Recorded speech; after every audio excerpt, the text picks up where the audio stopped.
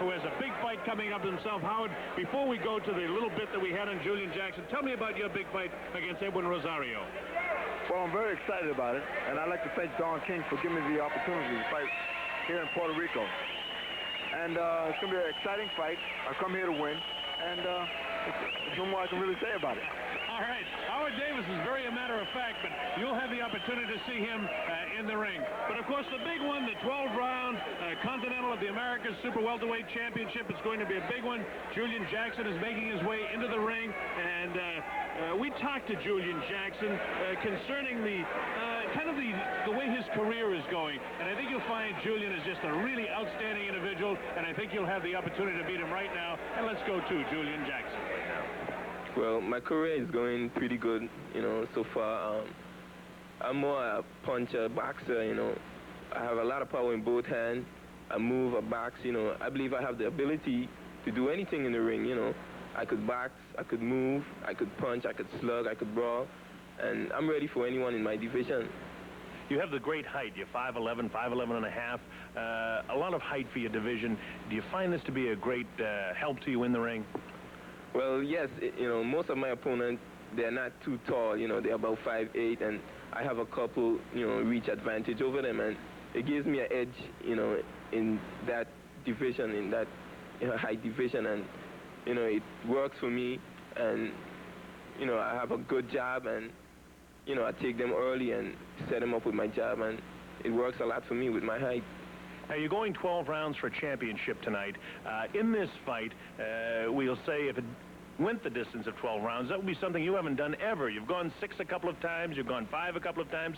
I think more than 8 or 9 of your 18 professional fights have ended before the second round was over. So how about this aspect of it and this humidity down here in San Juan, Puerto Rico?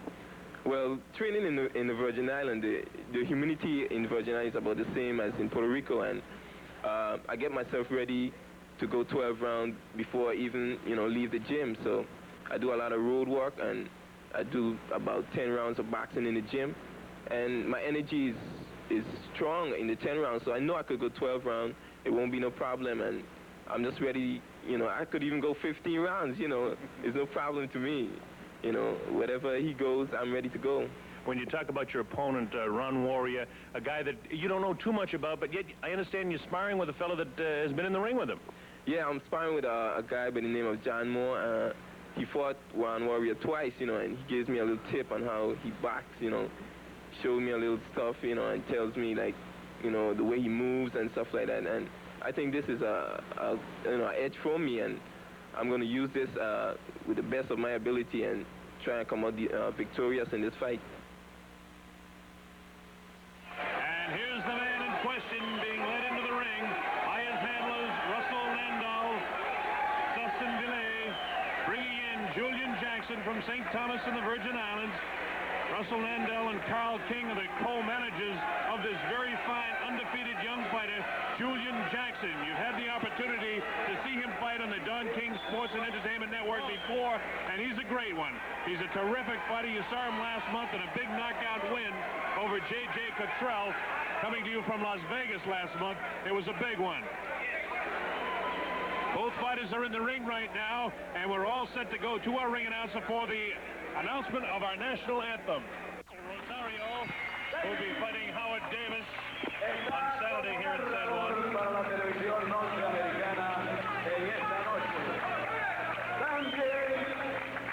Aquí viene Howard Davis.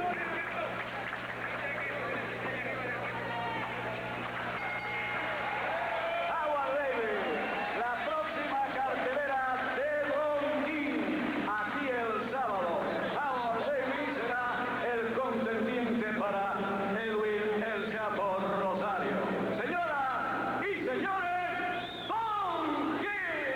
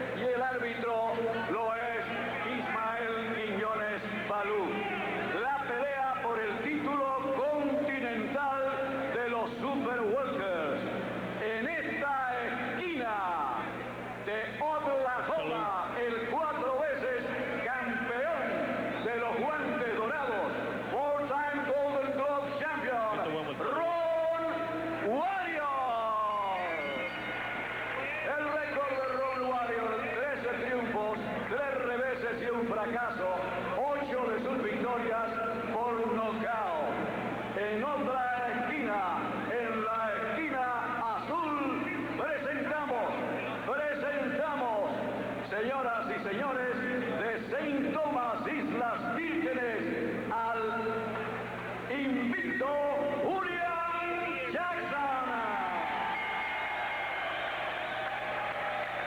Señoras y señores, también está esta noche con nosotros el protagonista, campeón de Puerto Rico y del mundo, Edwin el Chapo Rosario. Edwin el Chapo Rosario, que va a presentarse en combate titular el próximo sábado frente a Howard Davis, a quien tuvimos hace un momento aquí. La pelea por el título continental será a 12 asaltos. La acción continúa.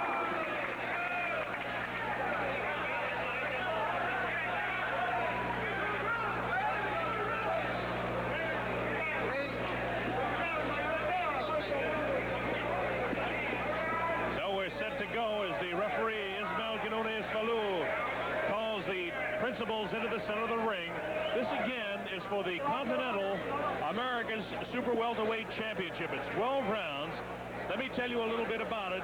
It's the arm of the WBC, which is the USA, Canada, Mexico, and all of the Caribbean, Central and South America.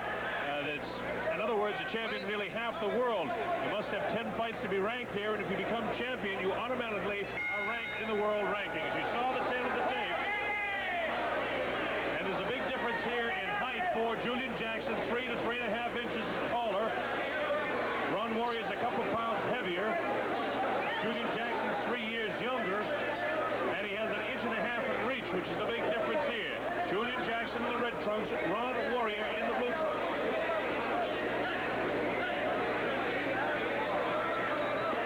We're in round 1, scheduled for 12. Julian Jackson, undefeated, ranked 4th by the WBA, ranked 6th by the WBC. Ron Warrior from Okmulgee, Oklahoma, 4 times Golden Gloves champion, 1979 Army welterweight champion. That's the All-Army welterweight champion, so that's a pretty good title to hold. And 131 amateur fights, so he's a good one. Julian Jackson expected to be really the strong wrestler here, and he's starting out that way here in round number 1. Julian Jackson is a smart, patient type of fighter, although 8 of his 18 fights have ended inside of 2 rounds. He's only had to go 5 rounds twice and 6 rounds twice in his career. He's undefeated, 18-0. A good one from St. Thomas in the Virgin Islands. That's Julian Jackson in the red trunks. Both of them are starting out very smartly right now, using their jabs, trying not to get hit with anything wild or anything like that. And Julian Jackson is picking shots with his jab, throwing the right hand. Ron is trying to be very careful not getting hit with his right hand. Flipping very nicely. Real nice job slipping those punches, Howard. You know, the tendency that we saw when Brandon went after Pinklin Thomas, you know, when you have a guy that's ranked ahead of you and whatnot, is to try and maybe slug it out. But I like the way Ron Warrior is starting out here. Very smart. He's using the ring, using lateral movement, picking his shots. He's trying to be very careful not to get hit with anything. And for you folks that are watching at home again, you may have seen Julian Jackson before in the red trunks from the Virgin Islands. He is just really possessing all of the tools that a champion needs. He has the great speed of his hands, his great foot speed, his total ring awareness. When he gets hit, he knows how to cover up. He doesn't get hit too much. It'll be interesting to see if Warrior can get to him at all. Right now, Jackson in the first round is using his reach advantage and his height advantage to try and get through with the left jab. Warrior really hasn't done anything too much here except catch punches in round 1. Well, he's trying to avoid not getting hit and trying to figure out the best way of getting some punches in. I think he's doing an excellent job so far. Inside of 10 seconds to go, and this is the first round of the championship fight.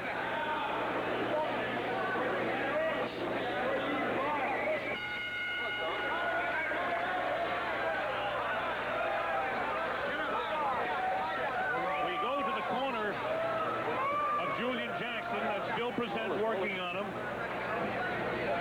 Julian makes mentioned, I thought it was very interesting to hear in the opening conversation with Julian Jackson that it doesn't bother him. He's from the Virgin Islands. This heat doesn't bother him at all. You wonder about the humidity and whatnot up there in ugly Oklahoma, whether it's enough to have one Ron Warrior in the type of shape it'll take to keep going in this fight. Well, Bob, humidity in Oklahoma is quite different from tropical humidity. It's a lot more moisture in the air, and it tends to zap you of strength.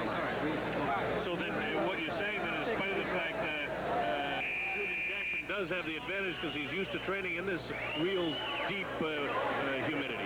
He definitely has the advantage. And I hope that Ron Warrior came here early enough to get acclimated to the weather. All right, let's see how he does. Ron Warrior looks so much to me like a small Joe Frazier. It's incredible. He has really the appearance of when he smiles. It's unbelievable. He looks just like Joe Frazier. Built like him and everything. His head and his hands aren't quite as busy as Smoking Joe's, but he really has the look alike. Yes, he does. This is round 2, scheduled for 12. Continental America Super Welterweight title. Julian Jackson, all business, doesn't change expression too much in the ring. Warrior now trying to get a little bit aggressive with his shots. We talked to Ron Warrior yesterday about being short. Does it bother me? He says, well, I'm shorter than most of the guys I face, so he says, I don't know any other way to fight. Well, right now he's smart and intelligent fight. But what he's going to have to do sooner or later is really fight if he wants to win this title. He's going to have to force some more of it. Right now, he really is showing a lot of respect for Julian Jackson. Jackson getting smart, like you suggested in some of the earlier fights, working downstairs. He clips Jackson with a left hook. Right now he's just picking shots. Maybe he's expecting Julian Jackson to get tired. Maybe wear himself out. I wouldn't depend on that, although we haven't seen Jackson go beyond 6 rounds before, so that would be interesting. But I'm sure they have him trained for 12 rounds. He works out in St. Thomas, handled there by Sustin Villet, who does a great job training him with Russell Mandel, who looks after him very carefully over there. Halfway through round number 2 now. And on humid night in the Roberto Clemente Coliseum. Go ahead, Hans. Julian Jackson looks like he's in great shape. His body looks thin, he looks trim. Muscle tone is great. You know, when you in the position I am covering fighters, you get you have your favorites, and while Julian Jackson has become a real favorite of mine, I get to meet Ron Warrior this week. And it's very tough when you're a commentator to not root for both guys sometimes, and that's the way I feel tonight. Although I just feel that Julian Jackson is such a gifted athlete that he has the advantage over a real tough, aggressive Ron Warrior. I never seen Ron Warrior fight. I had the pleasure of, good right hand. I had the pleasure of meeting him this week at the DuPont Hotel. He seems like a nice fella. He's married, has 4 kids up there in Mulgee, Oklahoma. Again, he was an all-Army champion, and you know from fighting the amateurs yourself, when you have some of those amateur titles, you've got a lot of years and a lot of experience in the ring behind you. He's had over 131 amateur fights. That experience pays off.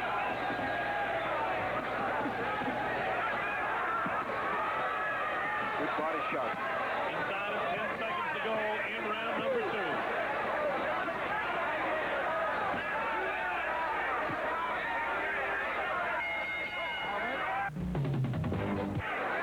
This is round 3 from the Roberto Clemente Coliseum in San Juan, Puerto Rico. The 12-round Continental American Super Welterweight fight. Julian Jackson, Ron Warrior. I'm Bob Sheridan, along with Howard Davis Jr. on the Don King Sports and Entertainment Network. Julian Jackson in the red trunks, Ron Warrior in the blue trunks. It's a good one so far. Ron Warrior has come to fight. He's been cautious in the early going, but Julian Jackson is trying to pick up the pace here in round number 3. Right now, Julian Jackson's just doing what he wants to do. He's just taking control, complete control. I think Ron Warrior is going to have to do is start taking control also if he wants to win this fight. I don't think that Ron can wait and see if Julian Jackson is going to run out again. I just don't see it. You pointed out the factor, and I think anybody watching at home, you don't need to be a boxing expert or a fighter like yourself or a commentator like myself to see the great shape that both of these guys are in. Definitely. I've seen Julian Jackson run in the morning on the beach, and he has constant speed when he's running. And if you can run on that sand. Oh, definitely. I've been running in the sand since I've been here, and it's very tough.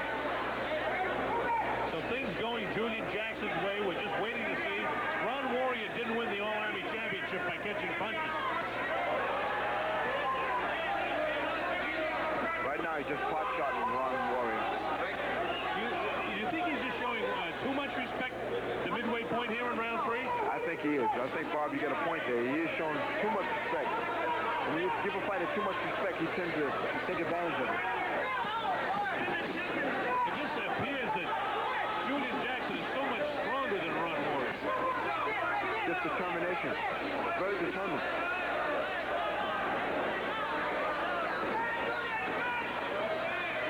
When you see a guy young in his career, like I saw Julian Jackson down here in San Juan a year ago this past winter for the first time, and the first time I laid eyes on him, I was like, that kid's destined to be a champion someday. You know, you could just see he was a little raw at that stage, but he's developed so much in a year's time.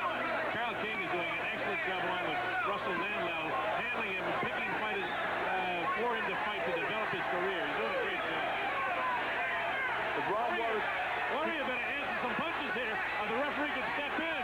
He should grab on or go down and take an 8 count, or at least start throwing some punches. That's it. And just as I said, if you don't answer some punches, the referee, Ismael Quinones Falou, who has plenty of experience, moves in, steps in, and stops the fight. It'll be scored as a 3rd round TKO. Kind of a lackluster finish to the fight, but it was all Julian Jackson.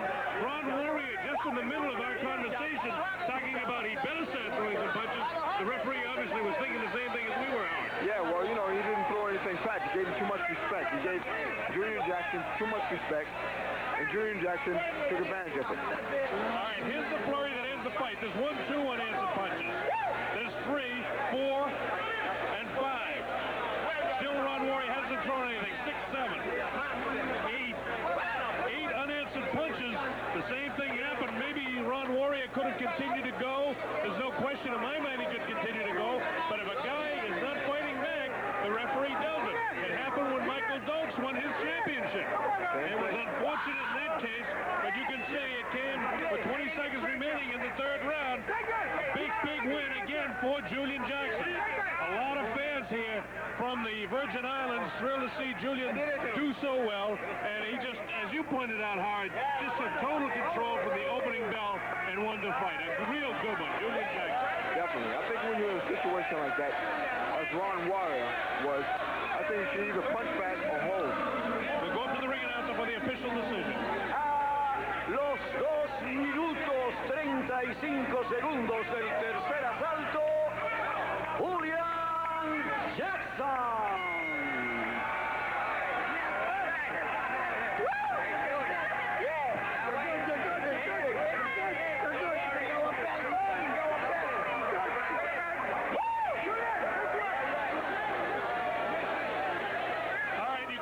Crowd hooping and hollering up. We're going to do an interview with Julian Jackson, this fine young fighter whose record now goes to 19-0. We'll talk to Julian as soon as they can get him over here, and we'll find out just exactly about his training and whatnot for this fight. Obviously, he was in great shape for it and did an outstanding job. He gets the big belt that's going on him right now is the Continental of the Americas new belt buckle. Cost something like $2,000, $2,500. And this is a big shot for him because now he will be ranked automatically in the WBC, WBA rankings, especially the WBC. He'll have an opportunity to move up from 6th all the way up to perhaps 2nd, 3rd, or 4th. So Marty Cohen has put the first championship belt buckle on Julian Jackson, representing the Continental